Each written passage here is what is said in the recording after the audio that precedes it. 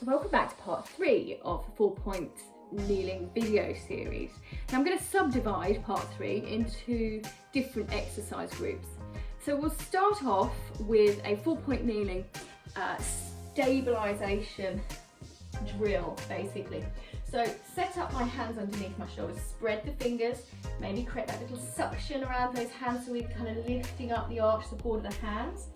We turn the elbows forward, we push those shoulders strongly, we find that neutral spinal position and then lock in the core with the pelvic floor and the belly button. We make sure that head's nicely in line and that the knees are directly underneath those hips.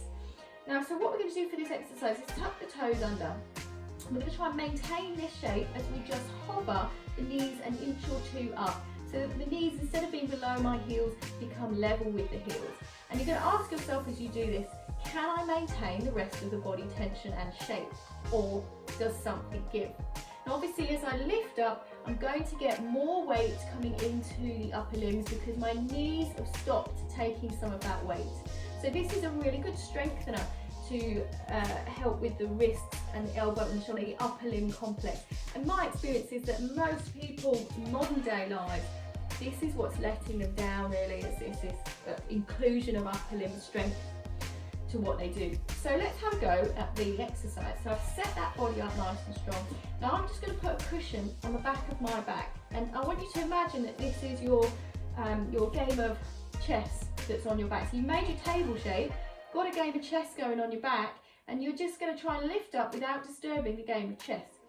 So push into the shoulders, you've got your nice strong position, we're sort of spreading the mat to get that increased activation through upper and lower limbs. We take the breath in to prepare, and then breathe out and just hover those knees up, inch or two, level with the heels.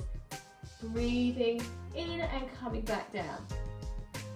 Breathing out, lift and hover. Breathing in and coming back down. Now the breath hold here is how you can vary this exercise to make it harder. So if I want to make it harder, I might stay up there for longer, breathing all the time. So breath in, breathe out, lift and hover. Now I might stay here for my breath in, and then I might breathe out and come down. I could take that one step further and stay there for a breath in and a breath out. So we could go breath in, prepare, breath out, lift, breath in, hold, breath out, stay, and then breath in, lower. And then you'd be ready to breathe out and come back up. So it doesn't matter which breath hold variation you go for, provided that you keep your breath nice and even and smooth, and that there aren't breath holds going on during the exercise. You can obviously take any breaks. If you start to feel like your wrists need a little bit of blood flow going in them because they're not used to being in that one position for so long, then take them off and just give them a little roll, a little circle. It doesn't have to be too fancy. Now the watch points for this that you might get wrong, and this is what you need to scan with every single repetition if you're going to get the maximum benefit out of doing this. You might find that your arms aren't used to doing this, and so the elbows buckle and the shoulders maybe disconnect from the rib cage. You might find that the head drops down, or that the spinal position stops being like a nice straight line and becomes bent in the middle and warped. You don't want those things. So make sure that when you're in the lift that we haven't got that soggy, sacked down, arched or hunched position. That you're not going too high as well. This is a different sort of exercise. It's kind of neither here nor there. So we don't want to be too high. It's looking for those horizontal lines here as you do it. Keep the core connected, keep the tummy connected, keep everything working hard, and come back down.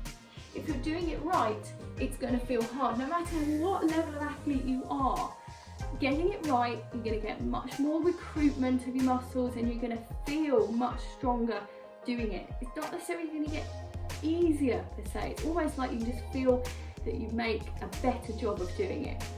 So that's one variation that we can do for our 4-point kneeling. Have a go at that, and then we'll have a go in the next video at trying to see if we can control any rotation of that position, whether you can keep nice and flat, or whether you're going to tip your chest pieces off the board going off to the side. Okay, So come back and have a go at the next exercise.